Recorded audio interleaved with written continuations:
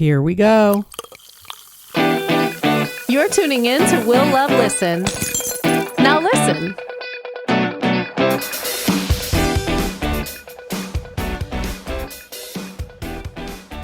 Kaila Yu, thank you for joining me today. Yeah, It, thanks for having me. yeah, of course. I know your book's coming out, and once I got some of the information sent to me, I was like, wow, this is going to be a really unique conversation. Um, and I love covering like subjects like this. So I want to get into the book. But before that, I do want to know about your background because I was really intrigued with the fact that, yes, you're a singer, songwriter, and model. You even have been a journalist for Rolling Stone, CNN, Glamour. So you're really well intertwined with the entertainment business. Yeah, it's been a meandering path, but yeah, I'm very indecisive about what I want to do, apparently. No, but I think it's great. It's good to like be involved in so much because it's kind of like my situation too. So I like DJ'd in Top 40 radio for like 9 years, and then I started the podcast, and I'm also the entertainment editor of Out in Jersey magazine. So like I have like my hands involved with a lot. And then I do like behind the scenes work for um NBC Universal. So it's good to like have, it's smart, I feel, to have to be involved in a lot of different areas because you never know which one's going to hit, and that'll be like, you know how it goes. Yeah, you got to be doing a million things in LA these days, or wherever, I guess, wherever you Yeah, are. LA or New York, both. Yeah. Um, so, and you were obviously the lead singer of Nylon Pink, so I so want to get into all of that. But before we touch upon like your career and what led to the book, I want to know how was your life growing up and where did you grow up? And just tell a little bit about your youth. Yeah, I grew up in Upland, California. So I basically grew up in Southern California. That's like near the Riverside area for whoever's familiar. And it was a pretty simple childhood. My parents are still together and they were the typical strict Asian parents. So we weren't allowed to do very much, very expected to get really, really good grades and be obedient. Um, but then around 15 years old, I like met some bad Asian kids and I started to like ditch school and like we weren't that bad because we weren't doing like drugs, but or we weren't even drinking, but we were ditching school, we were sneaking out at night to like go to Denny's, you know. Yeah. So, but then I my grades started dropping dramatically because I just like didn't care anymore. Oh, wow. And was that a big thing with your family? I'm Oh sure. yeah. So for the typical Asian family, they want you to be a doctor or a lawyer. Yeah. Anything less than an A is a failure. A minus, fail. You know, like it's an A.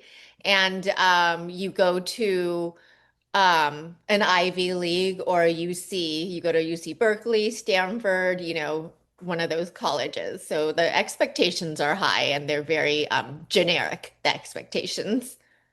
Yeah, no, I mean, I've heard, I have friends that are Asian, so I know how regimented the culture is when it comes to academics.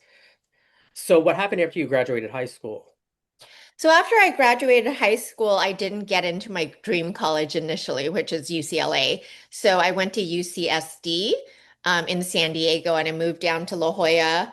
And then things got really crazy down there because I was free from living at home. Yeah. So that's when I really got into drugs and alcohol. That was during the same time the rave scene was really, really popping off in Southern California. So everybody was going, even like the nerdy kids, you'd be like, you're here doing ecstasy? Like it's totally weird. Yeah. But everybody was doing it. So I really loved, I just like what always had low self-esteem. I think I was just born with it. And the ecstasy got me out of my like self-consciousness and I just felt like peace and purity and like happiness. So I really fell into it pretty deep. Wow. And how long was that? Did that last for? My drug times, I mean, that Yeah, honestly. lasted like 20 years, but that was just the start of it. Yeah. I mean, I eventually graduated into like Coke and like ketamine and anything else I could get my hands on. I'm 11 years sober now, but back then, Congratulations. yeah, I was partaking in everything. Well, congratulations on being 11 years sober. Uh, and I honestly am a little impressed because usually when people get involved with drugs, they can't sustain a career. And it seems like you actually started establishing your career while you were on drugs, ironically. Well, I started establishing my career on ecstasy. So I would say ecstasy, you can't do it every day. You can't do it all day long. It's kind of a weekend drug because it just doesn't even work. Like if you did it Friday and you did it Saturday, it's a little less potent on Saturday. So you rather wait a long time. So while I was building, I started doing like pinup modeling and like car shows and stuff, which were big in the Asian scene.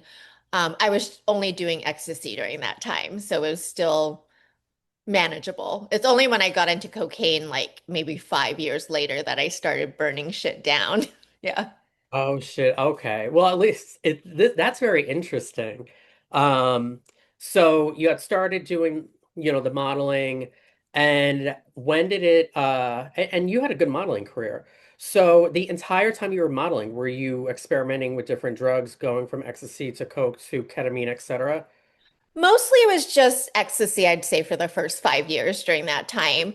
And then a girlfriend, a model, introduced me to Coke, and I really fell in love with that because you can do that all day long. And then I just really liked the ritual. There's no ritual to taking ecstasy, right? Because you just pop a pill, you're done.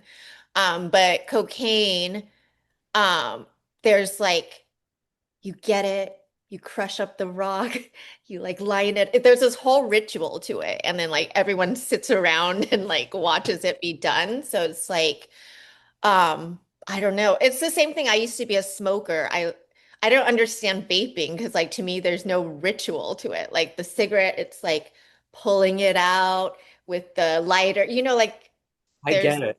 yeah. Something about that. I think because I'm an addict by nature, there's something to the ritual of it that is addictive. That's so interesting.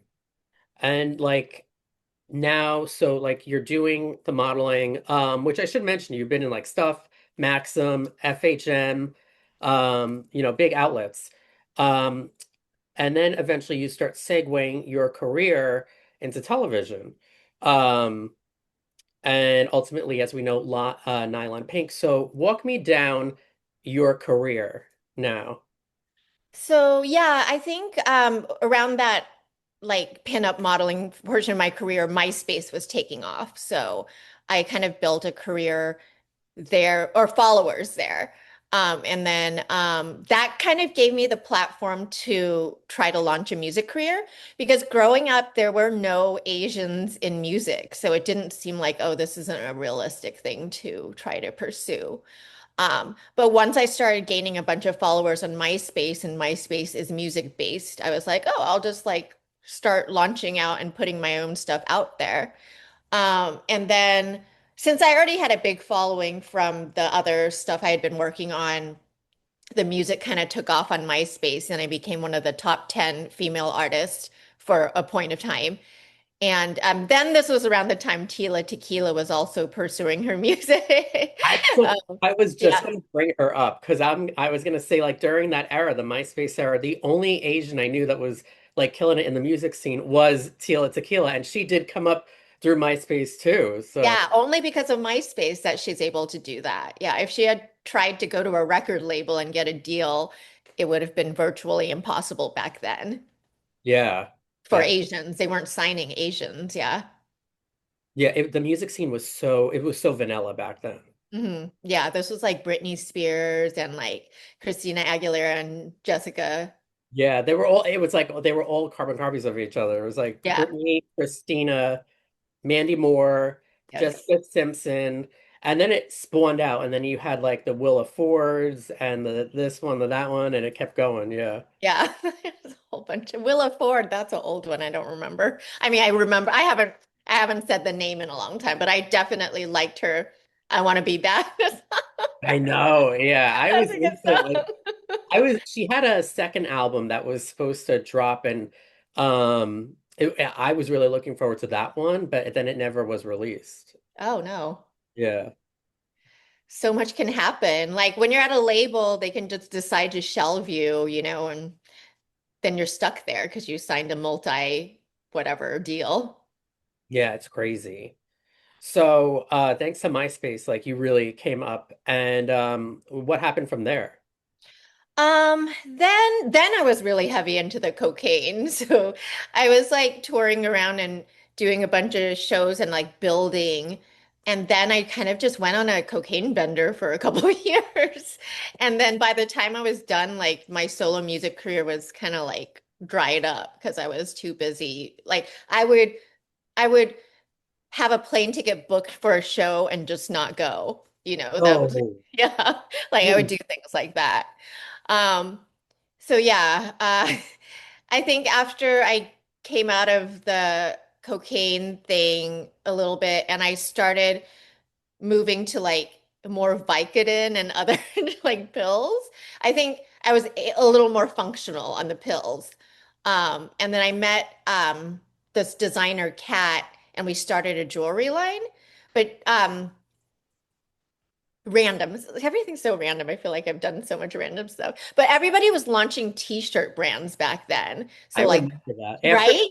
it was like So we went from the MySpace yeah, era yeah, to now, are you talking around like 2010-ish era, give or take? yeah.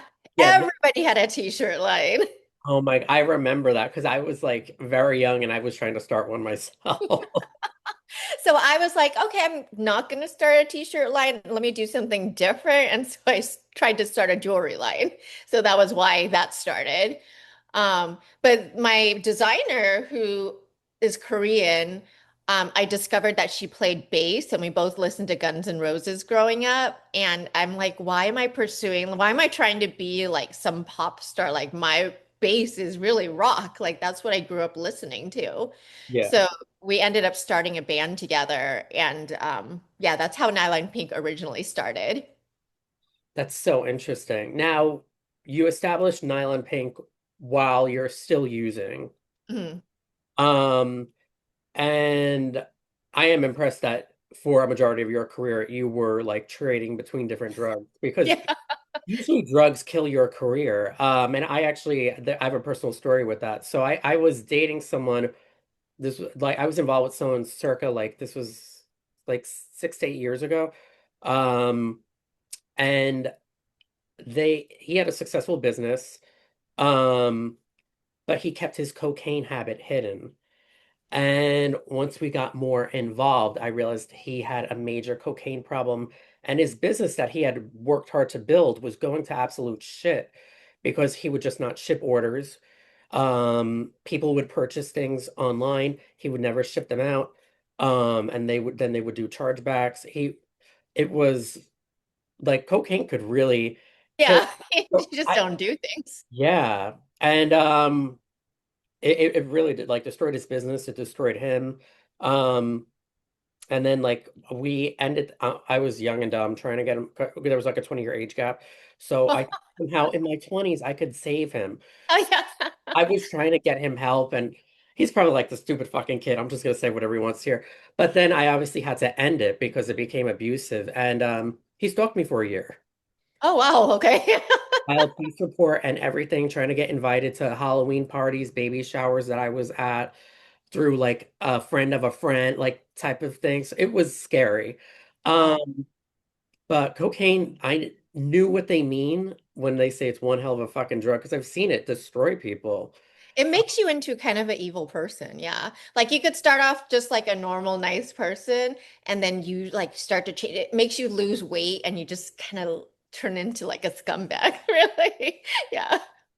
Yeah, it's crazy. So like obviously you started out with ecstasy and you were functioning during that. But then you felt like your career took a hit while you were on the coke. Mhm, So is that definitely. what made you opt to trade it for something else? Yeah. And also, And how did you get off of that? Because coke is really addictive, clearly I from was the stories. never, I'm an addictive person, but I was never like really physically addicted to Coke. I don't know why. There was like for me no withdrawals or anything like that. I think Coke is just exhausting to do because once you do it, you don't want to stop and it's expensive. if you take a pill, it'll last you like 8 hours. So I think Coke just wasn't sustainable as a lifestyle.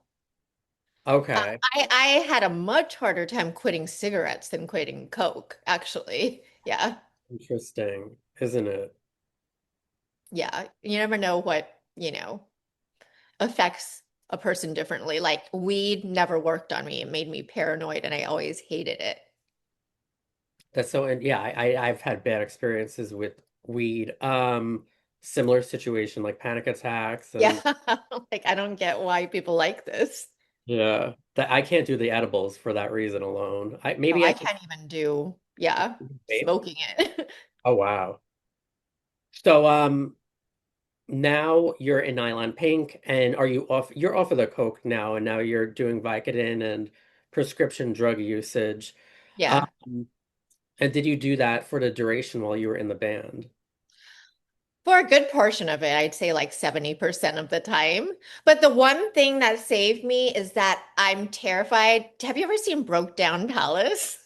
No, but now I'm gonna watch it. Oh my God, you have to go see it. It's a very scary movie based on a true story, not like a horror movie, but it's basically Claire Danes and like her friend go to Thailand and then somebody plants like cocaine on them.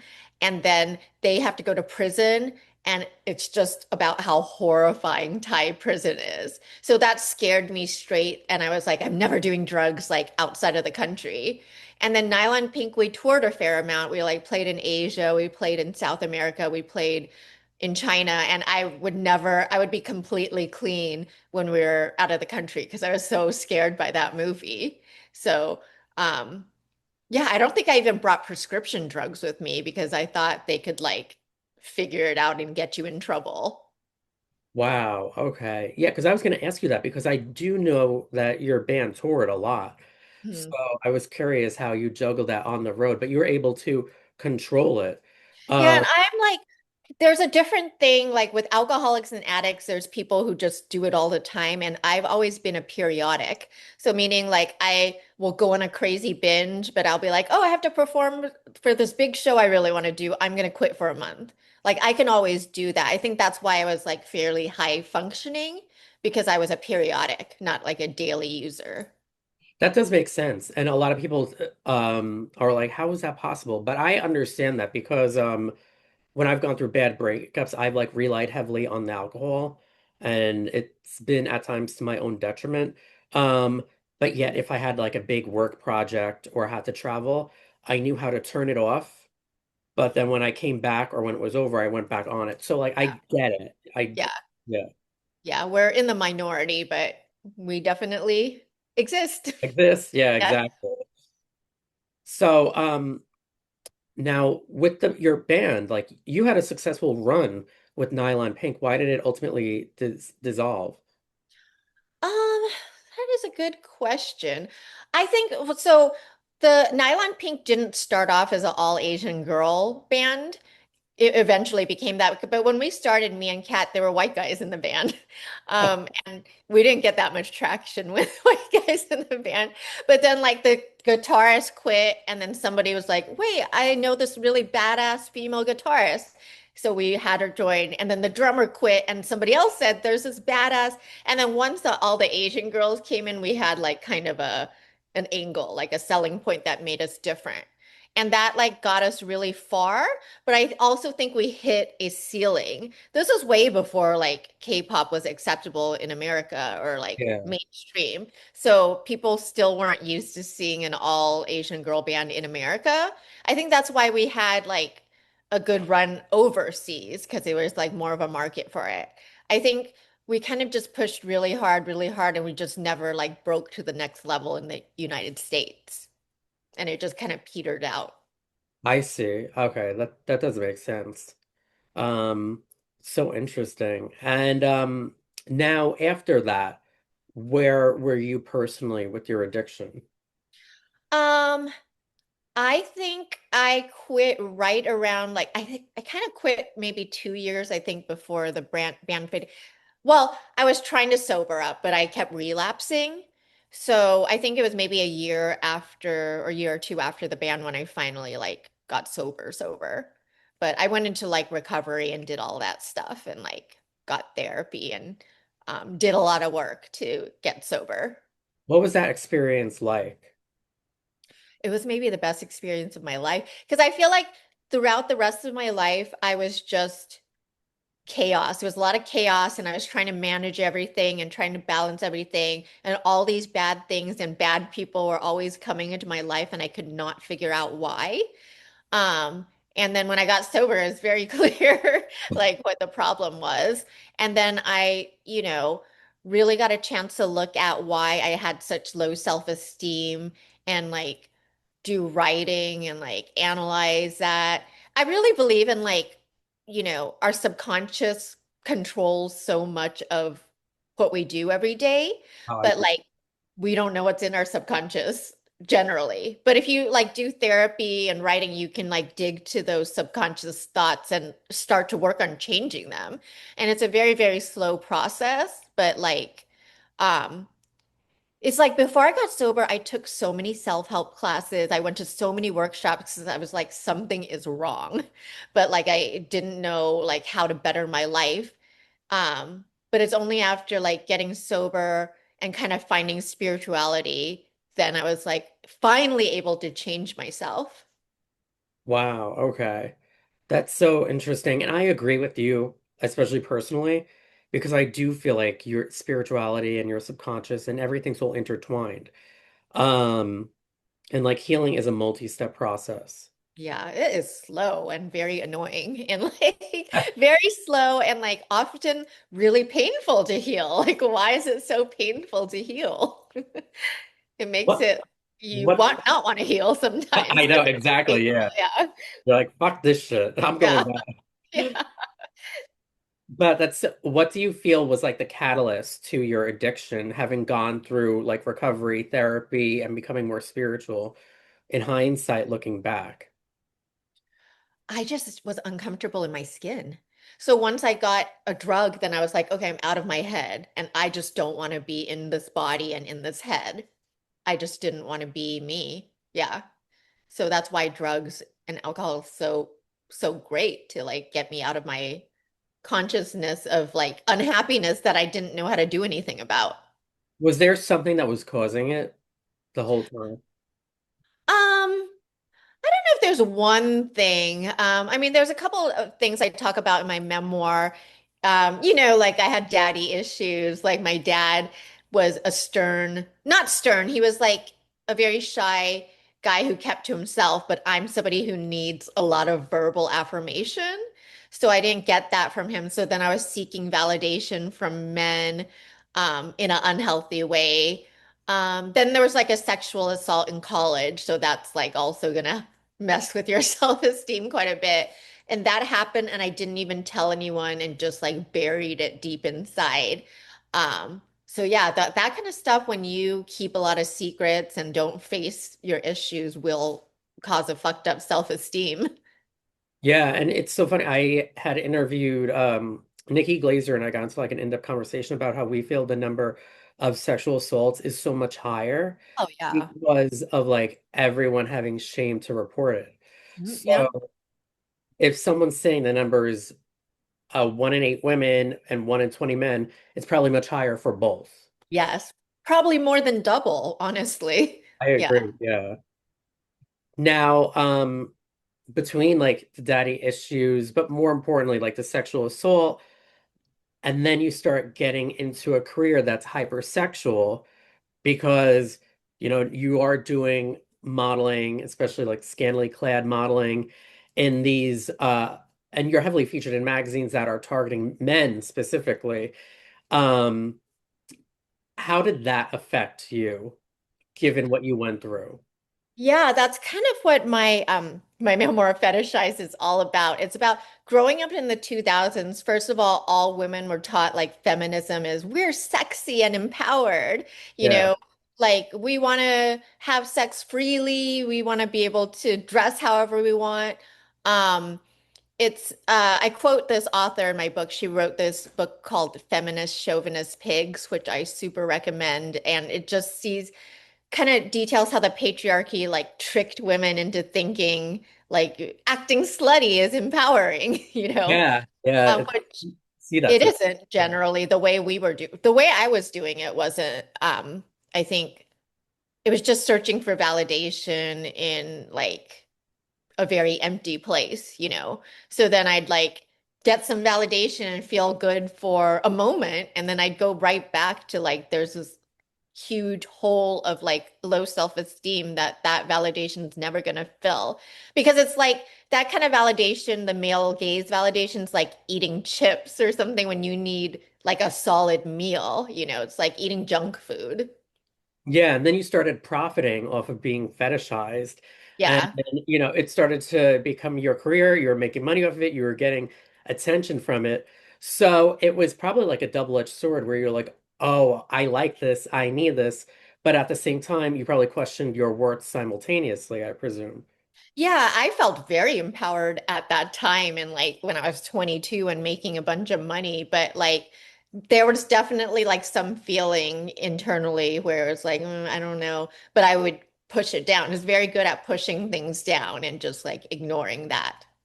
And then that probably ties in the whole addiction aspect. Yeah, yeah, when you try to escape from things, drugs are the ultimate escape. They literally get you out of your head. Yeah. Yeah, that's crazy. I'm really looking forward to this book. And I'm glad I segued it the way I did.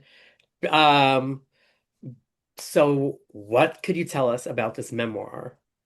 Yeah, so the book's basically about the fetishization of Asian women and kind of how I experienced it. And it also really delved into 2000s media that was like fetishized. So, say Memoirs of a Geisha, that's like a super disturbing story and movie if you dig into it. The Harajuku girls were Yeah. problematic. And the girls from the Austin Powers twins.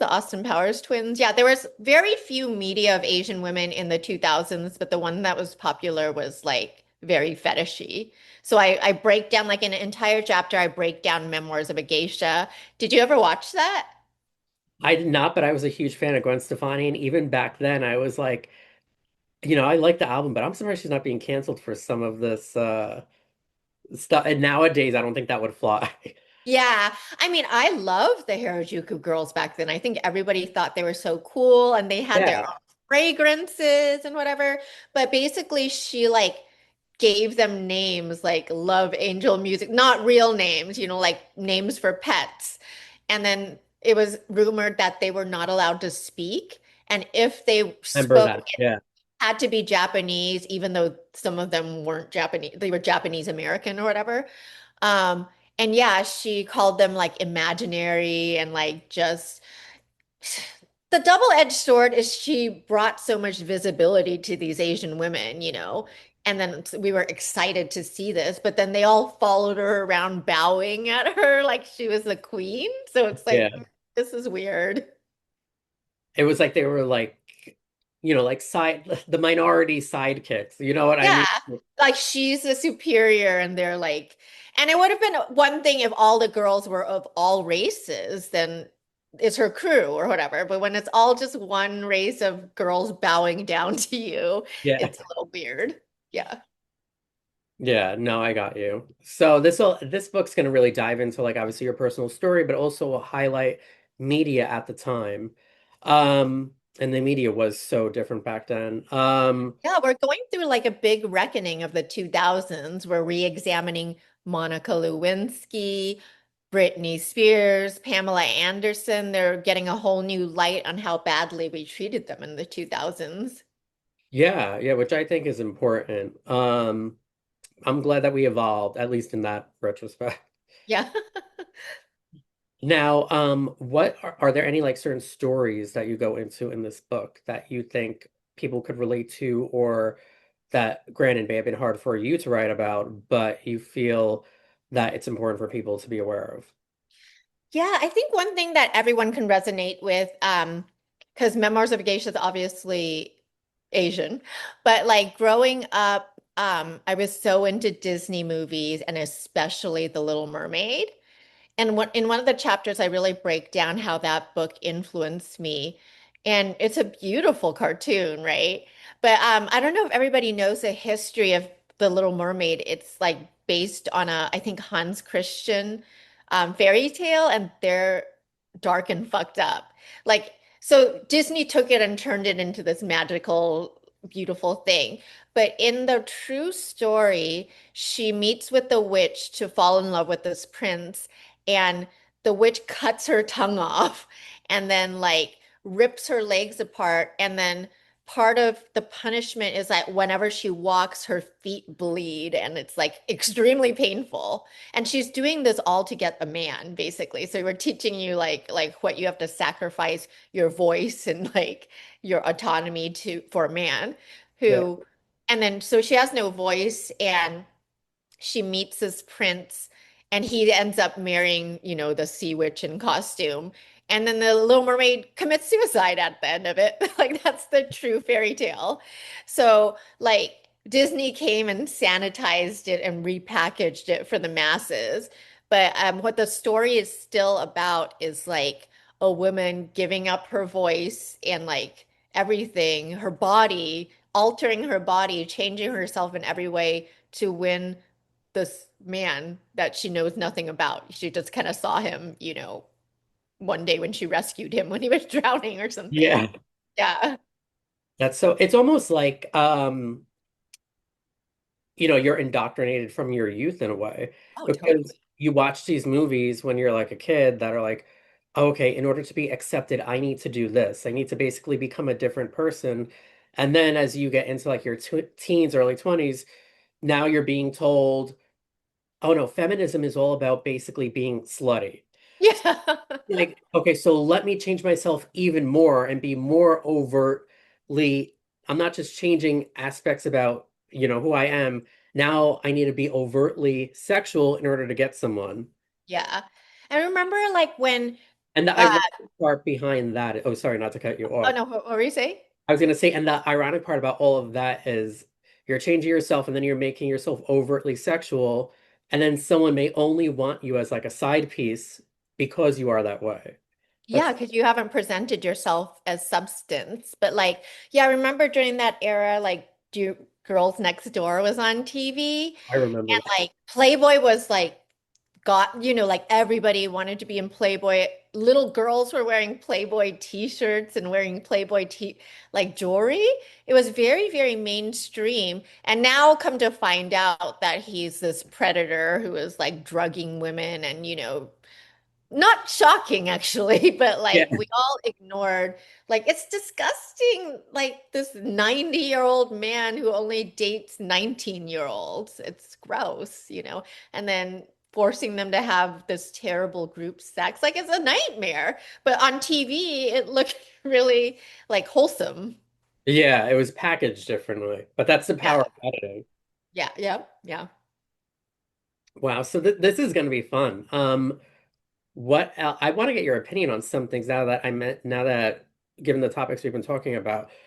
So like, granted, the media was bad then because of everything we just said, and like you're changing yourself in all these different ways in order to be accepted and or to get a man, and then they might not even want you anyway because you changed yourself into this character that's overtly sexual. But then look at today, where you have like that OnlyFans person that like screwed 100 guys in a day.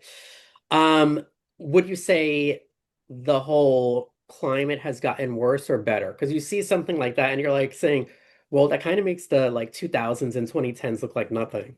There was a girl who I write about in the book. They were doing gangbangs back in the 2000s too. Oh, I'm sure everyone I was, don't know but I how just think how many did this new woman sleep? I forgot. But like, so I in my chapter I kind of deal with like Asian pornography. Um, and Annabelle Chung was like on Jerry Springer like back in the 1990s, and she did a gangbang of like 200 men or something. oh, wow. Um, and she framed it as empowerment. So yeah. Um, and it was a very disturbing story because later they did a documentary on her that went to Sundance. So this was all really like she was all over the TV for doing this gangbang back then. And comes to find out that when she was in London at school, she was gang raped. So it's almost like she's like acting it out in a way to empower herself, but Yeah. not because then she was like cutting herself and like self-harming. So it's like she framed it, I think, rationalized it as empowerment, but it was, I think, probably extremely damaging for her. And I went and I watched that gangbang because I was like writing it for the book, and Yeah. it does not look enjoyable for anybody. It looks disgusting. Yeah, it looks so hard for her. Just like physically, it just looks like disturbing. Yeah, Once you said the sexual assault thing, it kind of clicked. yeah, Probably yeah. like she doesn't want to process what she experienced with what she experienced. She's ashamed of it. So she feels like if she starts going more of the sexual route and acting like she enjoys it, it's her way of maybe in her subconscious way of like getting over the assault, but really she's just numbing it. Yes, and that's Um, why you see a lot of rape victims. People are like, "Oh, why'd you stay friends with Harvey Weinstein after he raped you?" oh, It's yeah. kind of like if you it's a denial of the rape. Like if you separated yourself or like it's almost like if you're still interacting with him in the same way, we could pretend this rape never happened. It's like the denial. And I feel like it's denial, but it's also shame. Yeah. Like you don't want to admit it. It's difficult to process, so you rather just embrace it. Yeah, just pretend, yeah. Yeah, it's like it's Pretend really you like just, a yeah. form of being your Pretend own. you were okay with it. Yeah, yeah. It's like a way of being your own worst enemy. Yeah. Um, that's kind of like how I feel. A lot of people feel this, although there's no way to prove it. But like with the whole Diddy situation, a lot of people feel like, there may have been some grooming there with Justin Bieber, but yet he's not speaking out about it.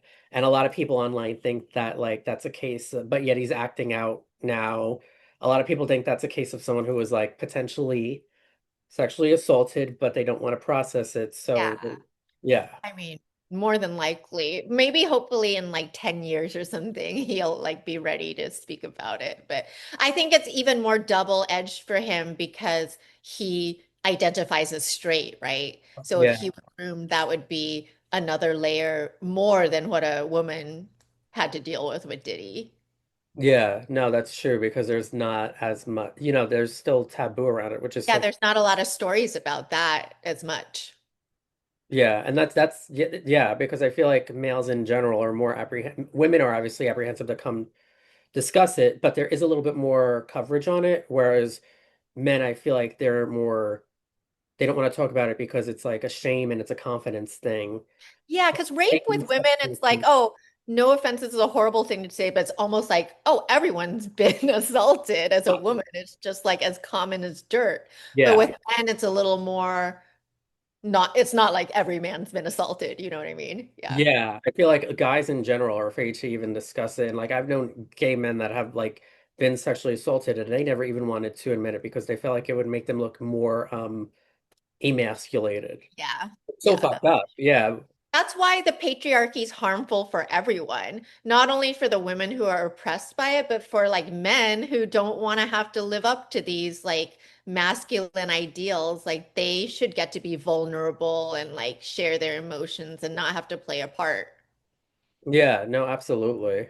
And that's why I was like, once I got like the memo and everything for your book, I'm like, oh, this is gonna be a fun topic for me. Yeah, there's many layers. Now, do you feel like we really like pop culture and as a society have really advanced or have we gone backwards? For example, like the OnlyFans thing. Now you have all these OnlyFans content creators and they're making money basically slutting themselves out. And then like some of them like do these competitions where it's like, oh, having sex with like 100 guys in like a day or a weekend or what have you, back to back to try to set some record. Like, what are your thoughts on that? Well, first off, I never want to judge a woman for what she's doing. I think the whole thing with my book is like these things. did not align with my personal values Yeah. ultimately. But for someone who is very sexually liberated and Oh genuinely yeah. Like enjoying I'm the not sex, go for it. Yeah, you should I'm not do whatever you want. condemning. Um, I'm just but saying I think there's a root cause for some people yeah, being but not, yeah, at that age, at 21, you may not have, you don't have that ability to analyze. Like you're just living your life in your 20s. You're not like trying to break down systems and figure out like what's causing your decisions. That's what makes it a little bit tricky because are you really empowered or are you rationalizing? But I do think it's actually progress, strangely enough. And I'll point out why. Because when I was growing up, porn companies were all run by men and they would like abuse women. Like there's this big trial that came out. I don't know if you heard about it because it's pretty niche, but girls do porn. It happened in San Diego, and basically this big porn company, like that was featured on Pornhub, huge company made millions and millions of dollars. They would fly out girls and tell them they're doing a modeling shoot, and when they arrived, they would like take their passport or whatever, their IDs, and the girl would be naked in a room by themselves, and they'd assault them. And they did this for years and years, dozens, maybe hundreds of women. And anyways, so women sued the company and they've won millions of dollars after that. But at least with OnlyFans, the women are running their own companies. It's not like some guy running a porn company with all these women underneath him and probably like abusing them. That is so true. And that's such an important point because it's like it's taking the risk out of adult entertainment and you're becoming the owner slash producer. Um, and if you do choose to go that route, you're not in a situation that's as vulnerable as it would have been otherwise, like if you're or like using the example you just mentioned. So that is a good point. Yeah. But listen, I agree. Yeah. the porn stars that were coming up when I was growing up, they probably, except for Jenna Jameson and like five other super famous porn stars, you probably did 2 years of porn and then you were done. You were used up. And you probably didn't make that money and it probably haunted you for the rest of your life. And Yes. you didn't even like get any profit. Like these women are making millions and millions of dollars. Um, at least it's not like how badly some of these girls used to end up. Yeah, that is true. Yeah. And now that you put it that way, because I was like on the fence because I'm like, I think it's progressive, but at the same time, I think it's not. But like, I don't Yeah, care anyway. I never want to judge anyone, but yeah, probably Yeah. sleeping with hundreds of guys isn't healthy for you, I would imagine, like just logically. But it is true that it is an advancement in the sense of it's not just one person or a corporation controlling you. You Yeah. could go out, anyone could go out tomorrow and be like, you know what? I'm gonna make these social media handles. I'm gonna make an OnlyFans. I'm gonna film these videos, and I'm gonna make bank off of it. And there's no one I have to report to. So it is progress in a Okay, way. okay, Controversial. here's a point. Anime or Annabella Chong, that Asian girl who did a gangbang, I think she got paid $10,000 of it. And I think she said they didn't even pay her or like something. That's all to do such an extreme act.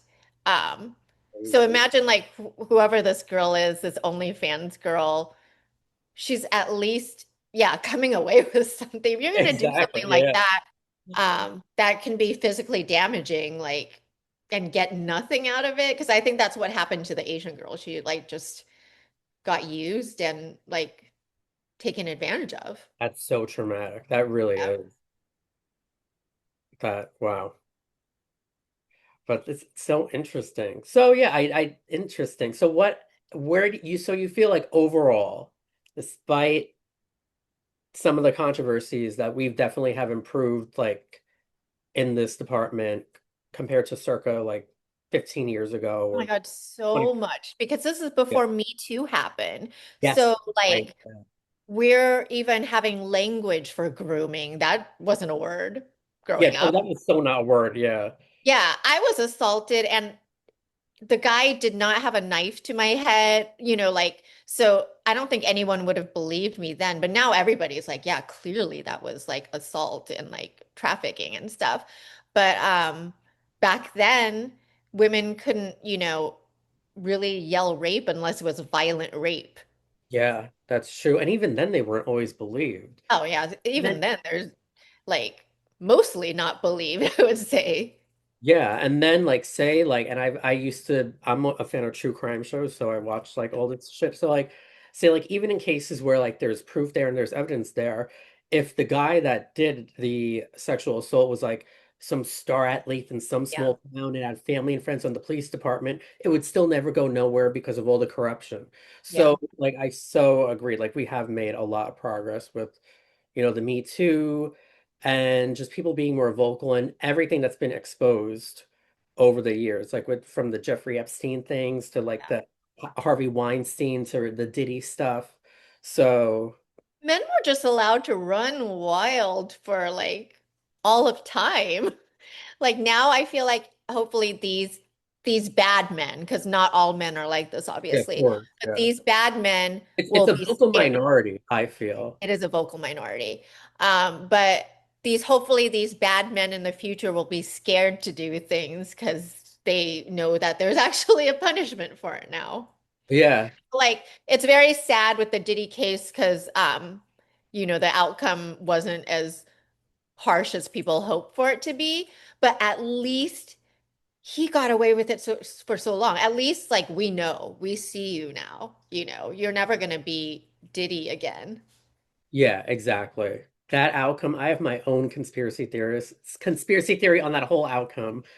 I just feel like there are a lot of people involved in that higher up, so they needed to slap him on the wrist, but they couldn't slap him fully because he might squeal about Mm, other people. So I yeah, have my whole own theory about that. that's That and very I feel bad for Cassie. I mean, I know she's good now and all that, but like still, like, like but at least mostly everybody believes her. That's what's important. She was yeah, able to get her story out there. yeah, exactly. Wow, times are changing in a good way. In Yeah, a good way. slowly, and they need to change so much more, but they are changing. Yeah. So I can't wait for your book. So when does it come out? It comes out on August 19th. So, August um, 19th, yeah. and it'll be available Barnes& and Noble everywhere you could order or Yeah, purchase. any bookstore. And it's in like audiobook and Kindle and hard copy. Oh, nice. Are you going to be doing any like appearances?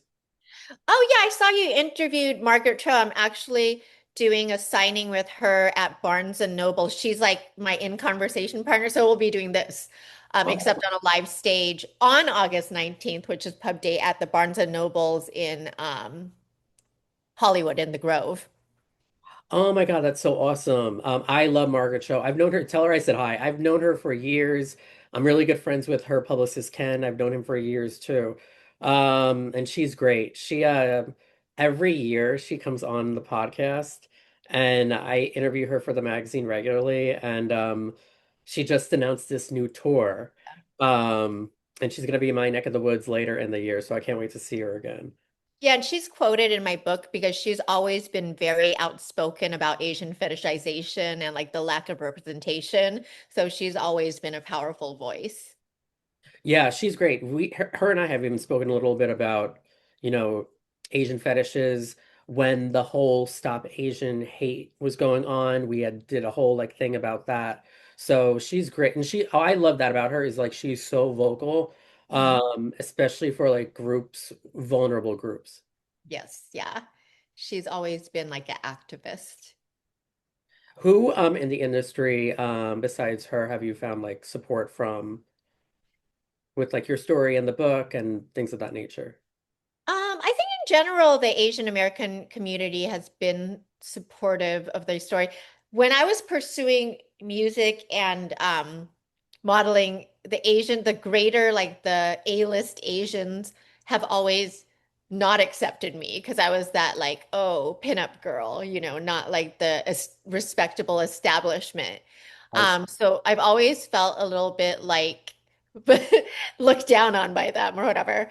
But I feel like these days, a lot of other Asian Americans just generally are really resonating with the stories, especially Asian women, because there's not a single Asian woman in the world who hasn't experienced fetishization. It's like a universal thing, Asian American women. So I think they can all resonate with the book. Yeah, absolutely. It's so funny you say that because and it's with some Asian men too, because Yeah. my first boyfriend, I don't even know how we were even involved, but because he had a big Asian fetish, and Oh, every other person he was with besides me was Asian. And at some point, I was thinking to you're myself, like, wait a second. yeah, exactly, yeah. Um, but no, and then someone who's Asian that's a mutual person that I still spoke to after him and I stopped speaking would like give me the lowdown and was like, has like a big Asian fetish. So it's with the men too. And I That's learned that from funny. that experience. That's amazing. So it goes both ways. But this has been so much fun. If you do any appearances over in New York, let me know. I'd love to meet you. Yeah, definitely. And everyone make sure to check out the book. I'm going to be dropping everything in August to coincide with the book, of course. So this will be out then. Okay, perfect. When you know the date, just let me know so I'll like put it in the calendar for my team. Oh, absolutely. Yeah, I'll send everything over to them for sure. Okay. But yeah, this has been so much fun speaking with you. And then maybe we could chat again after the book comes out and stuff. Yeah, anytime. All right. Thank you for joining me today. Thank you. Bye. Bye.